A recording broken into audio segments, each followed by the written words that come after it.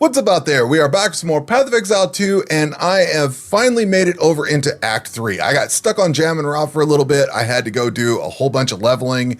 I don't even remember what level I was at when I got there, but when I started earlier today, I think my DPS on the Mace Strike was at like 700 and some DPS. I don't know why all my skills are missing here. I have to go out in the jungle. I'll show you what my build's doing at the moment here. Just got up to this part, and I am getting ready to quit for the night, so figured I'd just do a quick video out. I was happy to beat Jamanra. I was kind of close to calling it quits, just saying, all right, I've seen what I want to see, but I put a little bit of effort into it and got over, and I'm over into Act 3, let's just say that. So the clearing on this is not too bad. I'm still dying here and there, but clear is not bad at all. So, I mean, you can see I'm just wailing on this stuff with dual maces, just blasting into them. But I can throw down, let's see here. I did make some changes, which we'll go over here in a second. But so I've been using or not using the shockwave totem. I've went away from it and came back to it. So I'm using it again. And we're basically trying to build up stun, and then I've switched over and started using Bone Shatter. I decided to learn how to make Bone Shatter work today. Let's see, we can grab that, we can grab that. So if you're not familiar with Bone Shatter, what you need to do is actually prime things, and they're primed when they've got that little bubble on them, and then when you hit them, they explode. So try to generate stun here, slam him, and then he explodes. So that was a little bit of a learning lesson. Like when I played this back in December, I didn't really give it a whole lot of, I didn't really give it the consideration it was due. And I keep going back to, I did not know we were supposed to be using the crappy starting skill. And I mean, it's a good starting skill, I guess, this Mace Strike. But using that doesn't cost you mana. So you can use this as much as you want. I've increased my, with martial tempo, I've showed this off. I've got my increased attack speed. I've also been using this ruthless. So every fifth use causes 500% more stun buildup. I was swapping between that. There's another one that does like 50% more stun buildup or something like that.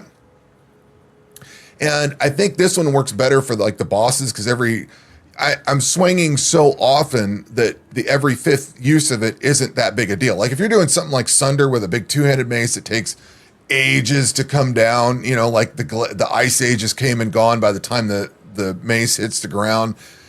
That is not going to work for every fifth use. You're just not getting that much out of it. But I think with this, the tempo of everything is fast enough, and I've been investing into attack speed and other things like that. So with this, we're down to a 0.67 attack time. So I'm basically getting almost 1.5 attacks per second. So that's pretty cool. And I'm doing 1,173 damage. I think I started the day at like 750 or something like that, somewhere in that realm. So I've swapped over to Bone Shatter. And the other thing that's kind of interesting too, is you'll notice that the Bone Shatter DPS is fairly low. But once you factor in like this shockwave, it's going to do a lot more damage, and it's going to spread. It like spreads the stun status. So then you've got something else to go in and key off and blast into if it didn't kill whatever's there. So even though this shows a very small DPS, well, I mean, it's like a third of this DPS, it's still doing pretty good by the time you hit it. So I've got Bone Shatter with Impact, Shockwave, and Brutality to get a little bit more damage out of it. It's just 280 here, but 324 over there. And then I've got Shockwave Totem and Jagged Ground. I was running this overabundance so I could have 2 of these Shockwave Totems out. When I fought Jamanra, I was just trying to survive and get through it. I fought him probably half a dozen times over the last couple of days trying to get through it. I fought him about 3 times today, just at different times. You get kind of frustrated, but I fought him 2 times in a row here to beat him. And the first time I beat him, I just had 1 shockwave totem. I got him down so close, then he killed me. And then the second time I put the second shockwave totem on and just started wailing, and that was that. So I should have recorded it. I need to start recording these boss fights. I was not sure that I was going to actually defeat him, so I just didn't care. I was like, whatever. And then I beat him, and I was all happy. So we're still running Infernal Cry. I've got Premeditation. I've put or swapped into Corrupting Cry. I think I just swapped it out. Still got Herald of Ash with Concentrated Effect and Magnified Effect. So today, what I did is, because I was kind of just giving up in some regards, I was like, I don't know what I'm going to do. I took this big pile of currency that I had, qualityed up all of my armor. I socketed everything I could socket. We've got increased melee fizz damage. Like, these were something I was doing yesterday when I first fought him. I socketed those. But then as I started realizing he does a lot of lightning damage, I socketed in some lightning here, or lightning res here, here, and here. And then we've got life runes here, belt, rings, and amulet. I've been trying to get, like, I only have 816 life. It's not very much, but this is probably on par with my other build that I've got, or that's in the end game from the last time I played. But at any rate, this is where we are today on the passive tree side of things. Now, I had started going over here into Burning Strikes, and I mentioned, I think in the last video, about coming over here to Burn Away. I started looking at this. I don't really have fire damage. I've got a small smidgen of cold damage on this mace, but everything else is just physical damage. So I don't really need the fire. I was using this for the Herald of, oh God, what is this? Herald of Ash and the Infernal Cry. I thought that would help those out, but I don't think those are all that impactful compared to like bumping up the mace damage. So if I don't lose myself here, I ended up taking out of these and kind of worked in. I was going to come over here to pick up Cranial Impact. In fact, I did come over and pick that up, and then I backed out of it. I was like, I wasn't feeling that. There was some other stuff I started going into and out of.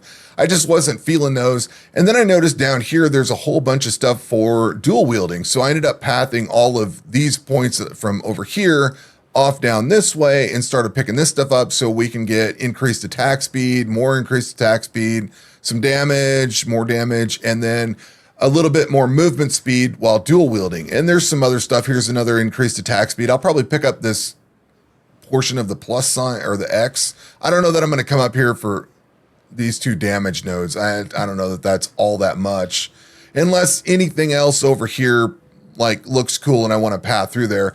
I'm not sure where I'm going to go after that. I think there was some stuff up this way that looked cool. I'm not sure. I did do my ascendancy. I was like way over leveled. So I'm level 36. I think I was like level 35 and it was just a level 22 area, but I lost the first time I tried doing that ascendancy. So I was like, all right, I'll just come back later. When I couldn't beat this guy, I went back to it earlier today and beat it. So I ended up taking this Warcaller's Bellow. So when you war cry on top of things that are dead, the corpses explode, dealing 25% of their life as fizz. And I want to go, the next ascendancy node that I go into is going to be this Great Wolf's House so that I just ignore Warcry cooldowns. From what I understand, if I'm reading that correctly, I can just keep pushing the Warcry button and just keep bumping out, what do we got over here? The Infernal Cry. So just empowering the attacks. It's just basically always on, if I'm reading that correctly. So that's what I think I'm going to go into. I'm not sure what else to go into because I don't have shields, so that I don't need to go there. Maybe this encased in jade. I'm not sure. I thought about this break armor and I don't know. We'll have to see from there. But I am through Act 2 into Act 3 and we're going to go into there. And before we close this video out, I do want to show.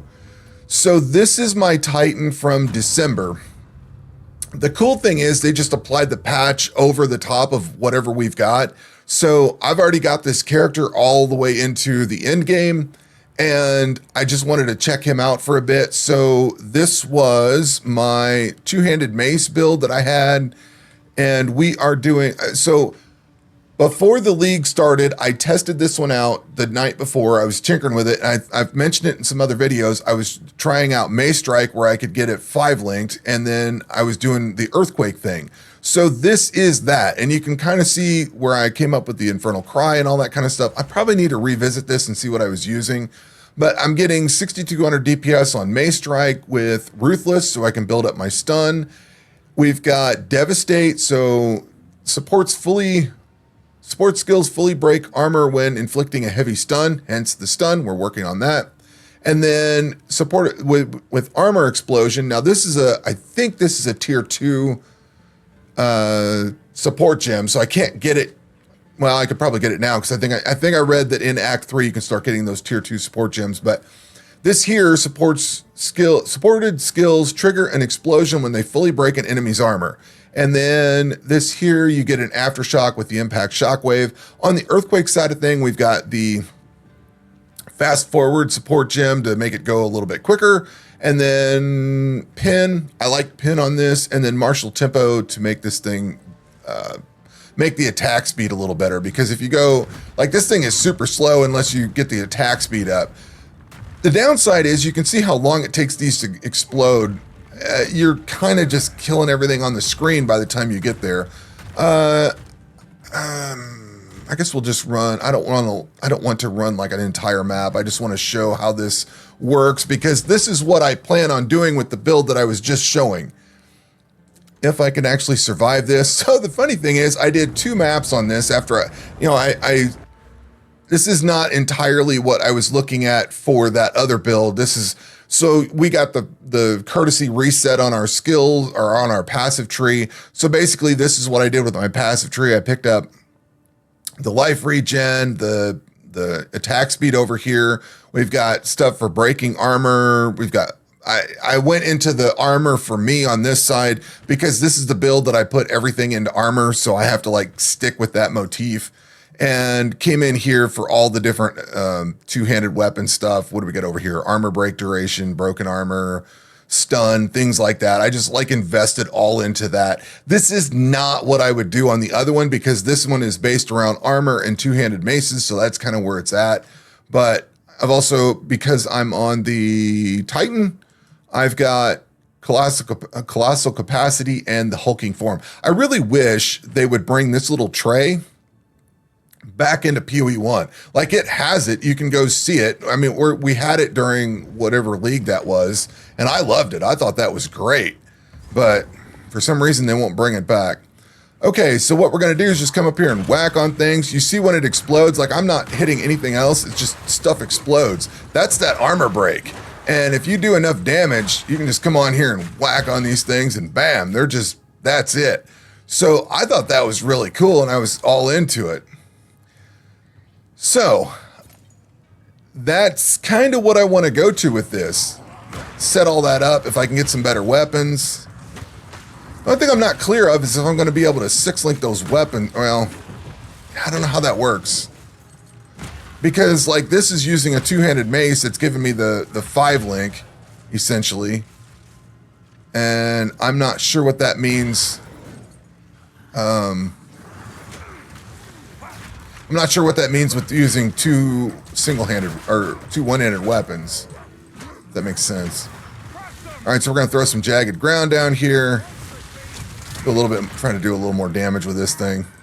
Every time you break the armor, though, there's an explosion. Whether it kills the monster or not, once they break their armor, it does an explosion.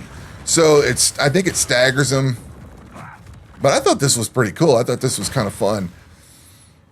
Don't know how it is against bosses or anything. And the map I tried earlier, I ended up there was those poison things that, the little spitter deals that are in one of the middle area in Act 1. Those little bastards, man, they were killing me left and right.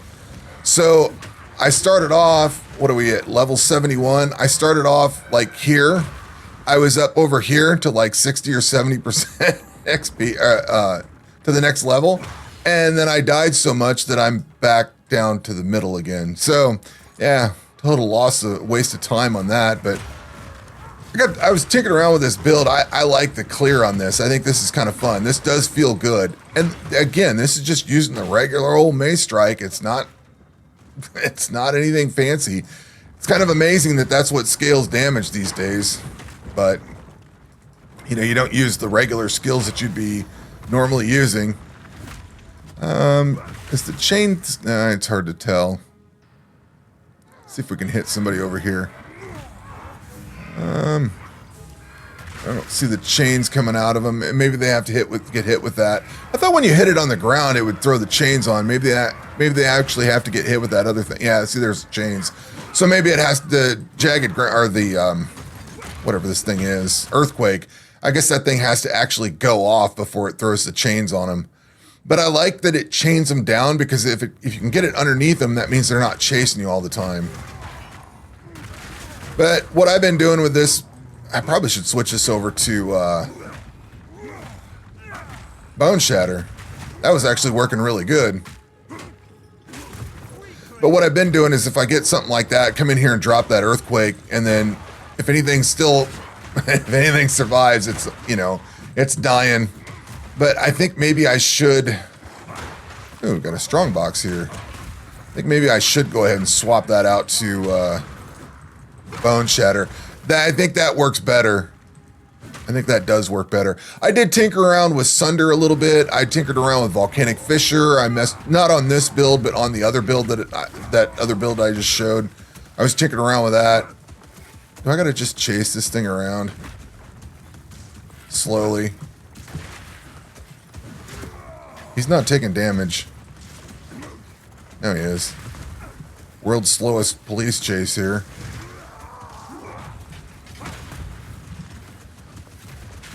I like how the big fat beetle's faster than I am. Alright, this is getting old fast.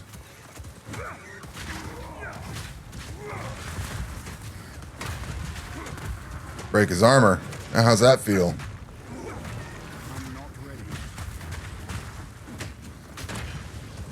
I wonder if I can break his armor again. His armor's not broken. Of course, I gotta catch him first.